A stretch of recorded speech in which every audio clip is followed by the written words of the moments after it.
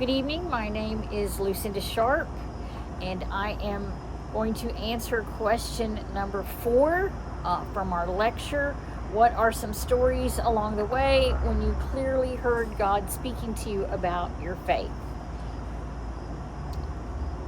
My primary experience of God speaking to me has been through other people. My call story, when I struggled with whether or not I was going to become a pastor. That was suggested to me by someone, and I wrestled with it, and other people entered into my decision making by saying, I think you should try this. This would be great for you. When I was still very unsure and didn't think I could possibly do something like that, I thought pastors had to have always been Christians and never wavered, and I had certainly wavered a lot and for many years. There was only one time that I actually felt that I heard God speaking in my ear. It wasn't an audible voice, but I heard it very clearly just the same, and it was about my brother's faith, actually. My brother had struggles with substances, and he called me one time. I got a collect call from a county jail, and I absolutely knew who it was and what he wanted, and my heart just fell down to my toes. And I heard a voice in my ear, I say not audible, but I heard it, that said, "He is in my hands." And I immediately got calm. I just got this sense of calm.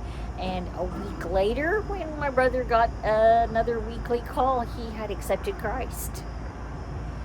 So I knew that this was all part of his journey that he needed to take to find his faith, and that prayers that I had prayed and that many other people had prayed had been answered in that way.